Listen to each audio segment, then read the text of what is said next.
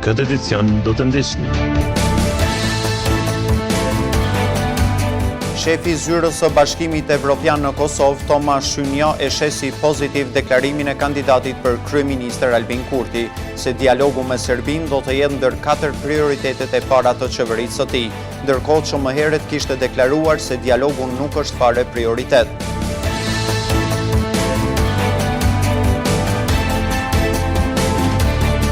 Në 22 vjetorin e rënjes janë bërë homazhe dhe janë vendosur buqeta me lule pranvarit të dëshmorit Albesian Mataj në Gjakov. Familjare ish luftetar kanë thënë se post që në këtë ditë në ndezën emocione për rënjen e tij, ne gjithashtu përkujtojmë kontributin dhe sakrificën e secilit individ për lirinë dhe pavarësinë e vendit.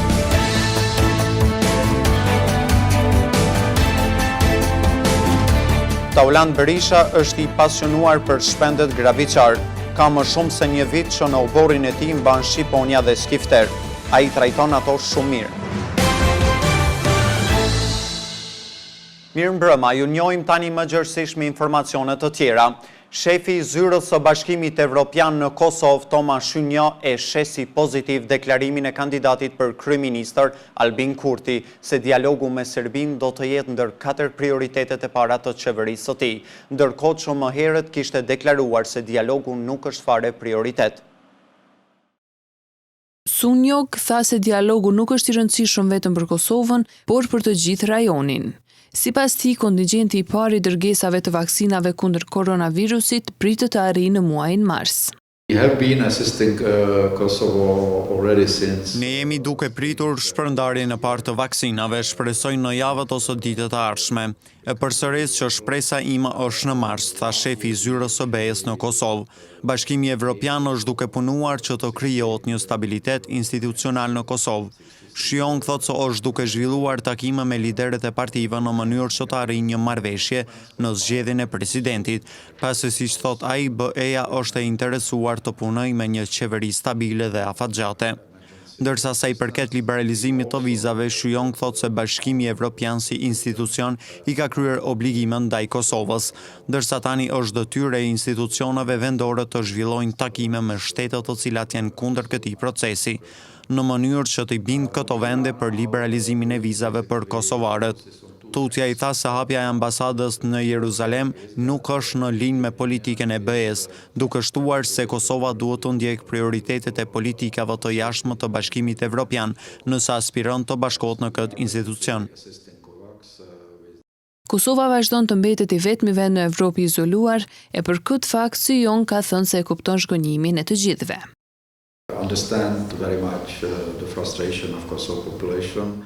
Unë personalisht e kuptoj zhgënjimin e popullit të Kosovës me këtë pamundësi për të udhëtuar lirshëm. Në të njëjtën kohë, në emër të institucionit të BE-s, mund të them vetëm se Komisioni Evropian tashmë ka deklaruar se të gjitha kushtet janë përmbushur në vitin 2018. Parlamenti Evropian e rikonfirmoi këtë pozicion disa herë. Gjithashtu është përfshirë në këtë projekt rezolut të fundit dhe tani i takon Këshillit të BE-s të vendosë. Dhe ky vendim merret nga vendet anëtare, të gjitha 27 anëtarët duhet të bien dakord për këtë dhe pastaj të votojnë për të. Mund të them që organi që është përgjegjës për atë paraprihet nga presidenca e radhës, që do të thotë se gjysma e parë këtij viti është Portugalia dhe gjysma e dytë është Slovenia, dhe kjo varet nga vendi i presidencës se si do të planifikoj agjendën e këtij takimi dhe kur do të vendos në agjendën e takimit, dhe pastaj varet nga 27 shtete anëtare se si vendosin për këtë çështje. Por unë po a them të njëjtën gjithashtu homologëve të mi të Kosovës, që duhet të jenë edhe më të afërt me këto shtete anëtare, veçanërisht për ata që kanë disa çështje ose pyetje, por unë do të nënvizoja se është e rëndësishme të punohet me 27 shtete anëtare. Shumica e këtyre kritereve kërkojnë vëmendje të vazhdueshme dhe natyrisht disa nga këto kritere kanë të bëjnë me çështjet e imigracionit, disa prej tyre kanë të bëjnë me çështjet ligjore, duke përfshirë edhe luftën kundër krimit të organizuar dhe korrupsionit, dhe pastaj duhet të bëhen më shumë përpjekje për përmbajtjen, por gjithashtu të komunikohen ato rezultate tek 27 shtetet anëtare. Mos përmendja zyrtare e marrëveshjes së Washingtonit nga administrata re e Shteteve të Bashkuara të Amerikës ka krijuar mëdyshje rreth mbështetjes së presidentit Joe Biden ndaj zotimeve të 4 shtatorit ndërmjet Kosovës dhe Serbisë. Në 2 letërkëmbimet zyrtare të presidentit amerikan drejtuar ushtruesës së detyrës së presidentit të Kosovës, Vjosa Osmani dhe presidentit Serb Vučić, nuk përmendet fare marrëveshja e Washingtonit arritur në administratën Trump. Kjo sipas njozve të marrëdhënieve ndërkombëtare nuk është rastësi, por tregon distancimin e administratës së re nga marrëveshja, teksa thonë se mund të shtyhen përpara vetëm pjesë të saj. Ndërkohë, lëvizja vetëvendosje si parti fituese e zgjedhjeve të 14 shkurtit vazhdon të konsiderojë se vetmja pikë nga kjo marrëveshje ishte njoja e Izraelit. Zëdhënësi i lëvizjes vetëvendosje Përparim Kryeziu thotë se duke ditur çka paraqet për Kosovën kjo marrëveshje, do të ulen me administratën e re të Shteteve të Bashkuara të Amerikës për të diskutuar, pasi disa nga ato pika të marrëveshjes sipas tij kanë qenë dhe në kundër të dialogut të Brukselit. Zoti Kurti në të kaluarën ka thënë që ai dokument më së miri është të lexohet nga fundi i saj dhe të përfitoj nga ajo pika ku përcaktohet edhe vullneti i Shtetit të Izraelit për të vendosur marrëdhënie diplomatike me Kosovën. Ndërsa drejtori i Institutit Epik Demushasha thotë se në asnjë shkëmbim të lartë politik nga ana e SBA-s nuk është përmendur marrëveshja Washingtonit. Mesazhi i parë është se në asnjë shkëmbim të lartë politik të nivelit nga ana e Shteteve të Bashkuara të Amerikës, në asnjë moment nuk është përmendur marrëveshja Washingtonit.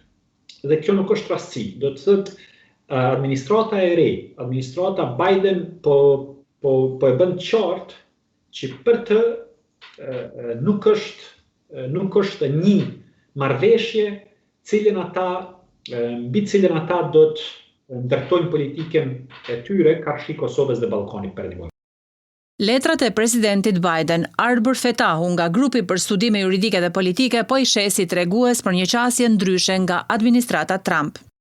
Kjo tregon që administrata Biden do ketë një qasje më të ndryshme nga ajo e administratës Trump, do ketë një qasje më të strukturuar, një qasje ndoshta edhe më të thellë ku i sheh kontekstin historik dhe politik pak më shumë se administrata e kaluar.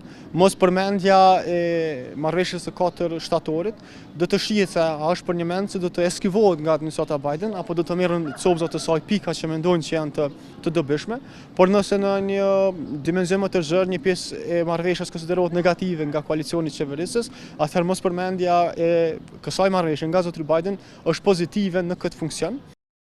Më 4 shtator të vitit të kaluar në shtëpinë e Barr në Washington u nënshkrua marrëveshja ndërmjet Kosovës dhe Serbisë. Në gjithsej 16 pika, mes tjera shflitet për bashkëpunim ekonomik dhe investime miliardëshe nga ana e amerikane në Kosovë, mirëpo ende diçka e tillë nuk ka ndodhur.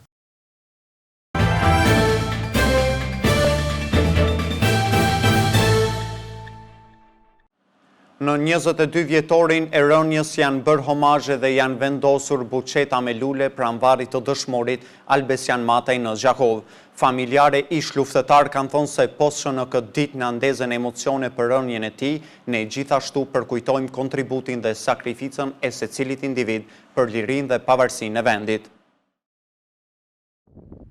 Sot janë bërë 22 vite nga rënja heroike e dëshmorit të ushtrisë çlirimtare të Kosovës, Albesian Mataj nga Gjakova. Djali i Syzanës dhe Saliut ishte vetëm 17 vjeç kur u ra heroikisht. E pavarësisht moshës së re, atij nuk ju trem syri, por luftoi dhëm për dhëm me armikun. Me këtë rast, homazhe pranvarit kanë bërë bashkëluftëtar, miq e familjar të Albesianit. Në sot ju kujtojmë jo veç Albesianin, po gjithë dëshmorët e kombit. Lavdia e tyre qoftë e përshme. Jo që ju kujtojmë me një nostalgji, po me të thonë të vërtetën jemi shumë zhgënjym me këtë shtet që erdhëm dhe këtu. E këta djemë si kujtojnë as pak. Ishte i radhitur edhe në njësitin Shqiponia të Zeza.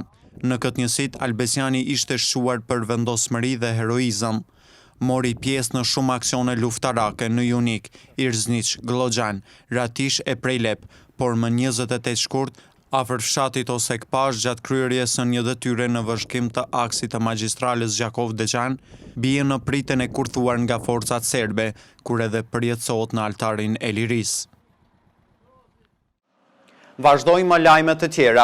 Ish-ministri i Shëndetësisë Ferit Agani tha se deri në fund të muajit mars do të bëhet konstituimi i institucioneve, ndërsa për zgjedhjen e presidentit thot se partitë politike duhet të bashkëpunojnë në mënyrë që të evitojnë një blokadë politike. Agani ka thënë se rezultati i zgjedhjeve të 14 shkurtit nuk ka qenë befasuese. Po mendoj se nuk kanë qenë befasuese, mendoj që kanë qenë mjaft të pritura, së paku nga perspektiva e subjektit politik të cilin e drejtoj, për nga perspektiva partisë së drejtësisë, këto rezultate janë prit. Kanë qenë rezultatet cilat e kanë reflektuar disponimin e vullnetit politik të qytetarëve. Kjo është vrejt në vitin e fundit, pas rënies së qeverisë Kurtini. Agani theksoi se Kosova do të ketë shumë shpejt krijimin e institucioneve të vendit, themelimin e Kuvendit të Kosovës, zgjedhjen e kryeparlamentarit, zgjedhjen e kryeministrit dhe zgjedhjen e presidentit të vendit. Unë shpresoj se nuk do të kemi blokadë politike. Mendoj se gjithë ata qytetarë, mbi 45% të votuesve të Kosovës, që kanë dalë në zgjedhje që kanë marrë pjesë, ata nuk kanë votu për përfaqësues të popullit që do të bllokojnë procese, po për përfaqësues të popullit që do të ndërtojnë shtetin. Tutja Agani thot se partia fituese duhet të ndërtojë një partneritet me subjektet në opozit për zgjidhjen e presidentit, në mënyrë që të mos krijohen vështirësi. Unë mendoj që gjatë fundit të muajit mars do t'i kemi të përfunduara të gjitha proceset e themelimit të institucioneve të vendit. Pjesëtari i policisë së Kosovës, Shaban Tasholli, thot se u infektua me COVID-19 gjatë orarit të punës. Shërimi i tij i kushtoi afro 2.000 euro. Në mungesë të një sigurimi shëndetësor për pjesëtarët e policisë së Kosovës, Tasholli u detyrua që të paguajë vetë për shërimin e tij. Tasholli ka thënë se vetëm me 210 euro e ka ndihmuar Drejtoria e Shëndetësisë për shërimin e tij, ndërsa të gjitha shpenzimet i ka paguar vetë. Në këtë rast du të lidhem nga vetvetja, sepse kam qenë 2 javë ditë në spital. Kam pas shpenzimi, kam ato fakturat të gjitha. Më kanë pagu sigurimi Drejtoria e Shëndetësisë muaj 210 euro do barna, a shpenzimet e mia janë afër 2.000 euro. Do thot, aq ka pagu. Në secilën parë zgjedhje, partitë politike premtojnë për sigurim shëndetësor jetësor të pjesëtarëve të policisë së Kosovës, por një gjë e tillë nuk ka ndodhur ende. Me të gjitha qeveritë deri më sot kemi pas kontakte me kryeministër, ministër punës brendshme, ministrin e shëndetësisë, me grupe parlamentare. Të gjithë kanë premtuar se prioritet do të është sigurimi shëndetësor. Ndërsa ushtruesi detyrës së drejtorit të Byros Kosovare të Sigurimeve Sami Mazreku ka thënë se ndër takimet e para të tij zyrtare ka qenë me policinë e Kosovës, ku temë diskutimi ishte që ata të pajisen me sigurime shëndetësore. Ajo që kemi bërë na që anën tonë teknike, procedurale, zyrtare dhe profesionale kemi bërë. Kemi marrë disa takime, kemi qenë propozime konkrete, kostoja nuk ka qenë e lartë, marrë parasysh që bëhet fjalë për rreth 8.000 policë, edhe një kosto për rreth 4 milionë nëse dojmë bëhë dhe publike si shumë, ka qenë total shuma për 2 policat e sigurimit për rreth 8.000 policë. Është diçka që Kosova është e vonuar dhe policia është e vetmja që nuk ka sigurime shëndetësore dhe jetësore, është shprehur ai.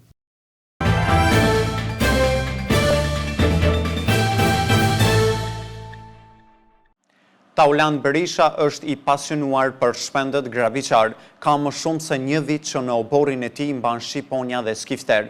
Ai trajton ato shumë mirë. Kemi dëgjuar her pas here të flitet për trajnues të kafshëve të ndryshme, por allherë për një trajnues të shpendëve graviçar. Është ky Tauland Berisha nga fshati Lipoveci, komunës së Gjakovës, i cili ka krijuar një afërsi të pashpjegueshme me shqiponjen. Dashurinë që ka pasur si fëmijë për kafshët e shpendët, po praktikon më së miri tani. Ka më shumë se një vit që në oborin e tij mban shqiponja dhe skifter. Pasi rash në kontakt me shqiponjen e parë, atë e mora, fillova trajnimin e saj dhe kështu një prej dëshirave të mia më të mëdha që të kem një shqiponje apo një shpend graviçar në duar të trajnuar, më realizua dhe synoj që të vazhdoj dhe ta kem edhe ndonjë lloj tjetër dhe të zhvilloj sa më shumë mënyrat e trajnimit me to.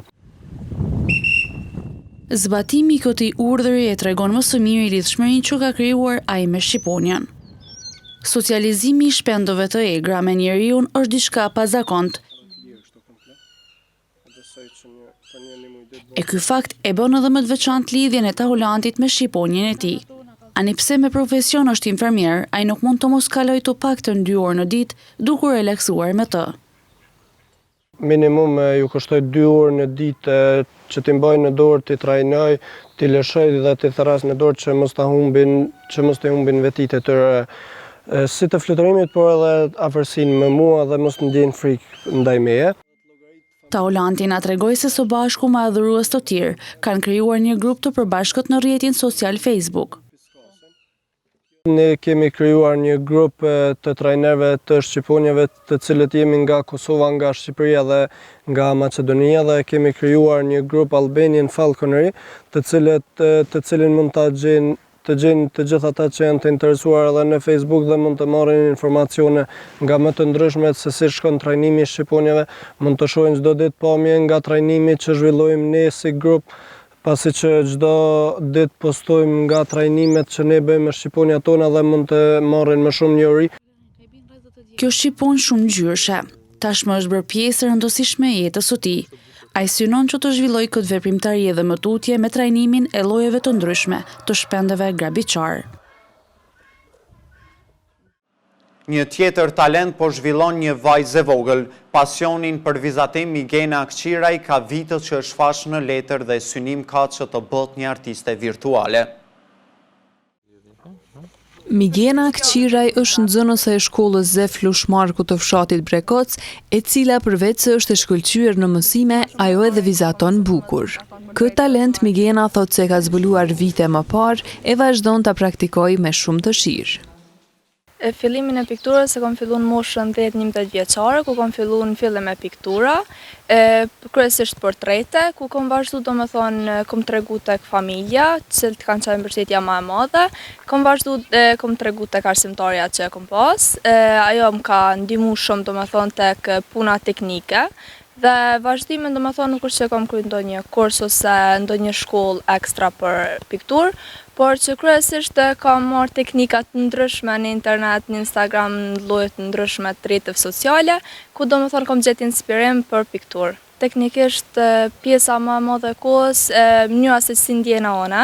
Nëse kam një ditë mirë, zakonisht piktoj diçka që është e lumtur. Nëse jo pak më sad, e kam pjesën ku janë do disa piktura si më të trishta. Ndoshta që do dikush tjetër e gjon veten tu mbrana asaj dite. Edhe pse në moshë të re, vlerësimet e mirënjohjen për Migenën nuk mungojnë. Mirënjohja ka qenë vendi i 4 në gorat e artit në shkollën Mehmet Akifi, ku i falenderoj shumë, dhe sidomos shkollën Zef Lushmarku për mundësinë e pjesëmarrjes. Ka qenë një ndjenjë mrekullueshme sepse ndoshta nuk e kam pritur që kam nxjerrë një vend, për shkak që ka pas shumë nxënësa të talentuar atë, edhe i falenderoj shumë gjithë. Edhe profesori i saj, Robert Nikol Bibaj, e vlerëson talentin e saj dhe beson që do të arrijë shumë suksese në këtë fushë. Migena, si nxënës është e jashtëzakonshme, është nxënëse shumë bullore, po ka edhe shumë talent në art, përgjithësi në sferën e artit, jo vetëm në pikturë, po edhe në aktrim. Migena shoh si me shumë perspektivë. Më vjen mirë që sikur në shkolla jo i plotson kushtet, i kena kushtet realisht mira për aktivitetet e artit. Tash na përgatitet kabinetit, ku mundet ka kohë, ku mundet me punu, kena material, e përgëzoj edhe kolegje me ta ke për këto aktivitete, se kjo si e re, këto aktivitete ndihmojnë shumë. Nikol Bibaj potencon se portreti është ndër zhanret më të vështira të arteve të bukura, e kjo është pikërisht arma më e fortë e Migenës.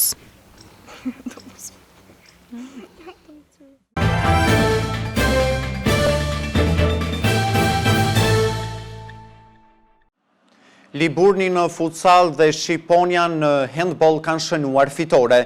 Të ndjekim një raport të shkurtër nga këto takime. Klubi i futsallit Liburni tashmë është me një këmbë në finalen e madhe të Kupës së Republikës së Kosovës në futsal për sezonin 2020-2021. Kjo pasi që mbrëm në ndeshjen e parë gjysmëfinale kam poshtur klubin Llapi në Podujev me rezultat të thellë 2-7. Liburni e dominoi takimin që nga fillimi e deri në fund duke realizuar një ndeshje të shkëlqyeshme. U angazhuan edhe lojtarët e rinj Morina, Dreshaj dhe Krasniqi, ku treguan një performancë mjaft të mirë. Golashënues për Liburnin ishin Selmana dhe Qerimi me nga 2 gola, ndërsa nga një gol e realizuan Dobroshi, Alaj dhe Maxharaj.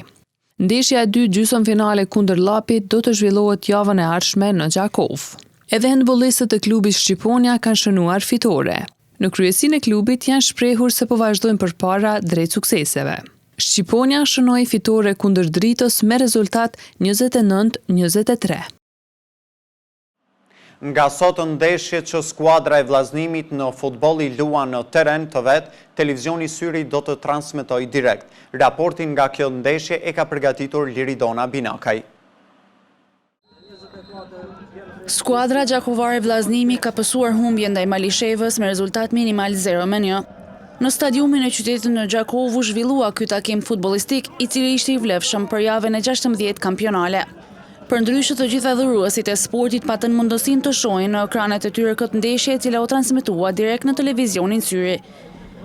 Goli Albion Ramanit në minutën e 44 të pjesës së parë i siguroi 3 pikë të arta skuadrës mysafire, që e ngjitën në kuotën e 31 pikëve.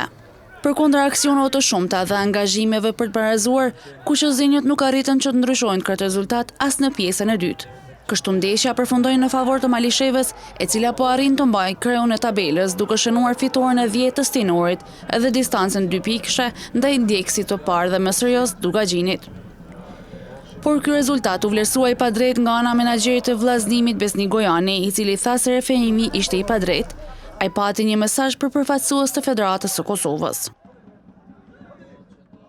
Sa i përket rezultatit, mendimi jam do të ishte që rezultati të ishte barës. Mirë, po me një referim skandalos, me një referim që me refer jo profesional, në sjellën në Gjakov, e prishin një atmosferë kaq bukur. Unë i bëj apel Federatës Futbollit, ta kem parasysh çfarë refer kam pru. Unë e kuptoj situatën, i kuptoj gjithë refer që marren edhe mito, edhe prishin një ndeshje të tillë kaq të bukur. Kështu që përpara masonit për Shqipërasin live t'ja dërgojnë një mesazh, ky është një referim skandalos. Është turpi referimit. I lumtur që triumfua në Gjakovu shpreh trajneri Malishevës Arsim Thaqi, i cili falendroi vllaznimin për mikpritjen. Realisht na kemi marrë gjitha masat të ditë thash përballë, kemi një ekip me përvojë, një ekip me traditë futbollin e Kosovës, edhe normal jam shumë i gëzuar për këto 3 pika, të cilat na japin mundësi që na të paktën edhe ndeshjet në vazhdim të jemi si kryesues të ligës, me vetë faktin që vendi parë qenë direkt në Superligën e futbollit Kosovës, kështu që unë i përgëzoj lojtarët për angazhimin, edhe normal falenderoj vllaznimin për mikpritje. Vlen të theksohet se Malisheva momentalisht është në vendin e parë në grupin A të ligës së parë, ndërsa vllaznimi është në vendin e 7 dhe po lufton që të largohet nga zona e rrezikut.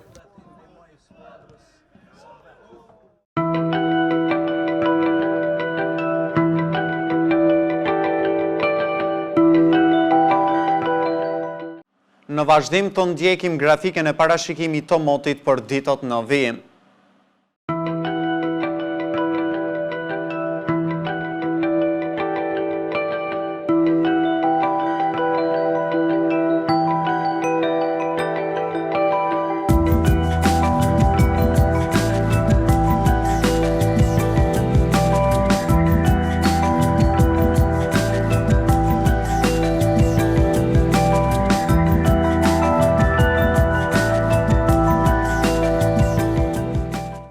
Para se të ndami të ndjekim disa nga informacionet kryesore të këtij edicioni.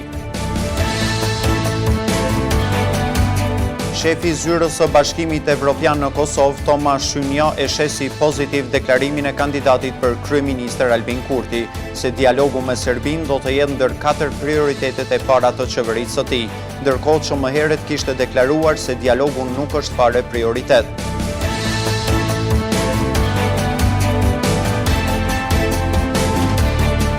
Në 22 vjetorin e rënjes janë bërë homazhe dhe janë vendosur buqeta me lule pranvarit të dëshmorit Albesian Mataj në Gjakov.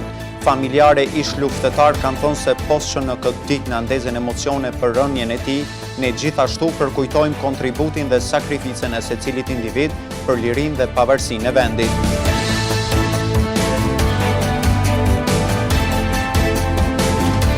Tauland Berisha është i pasionuar për shpendet graviçar. Ka më shumë se një vit që në oborin e tij mban shqiponja dhe skifter. Ai trajton ato shumë mirë. Këtu merr fund ky edicion qendror i lajmeve. Mirupafshim.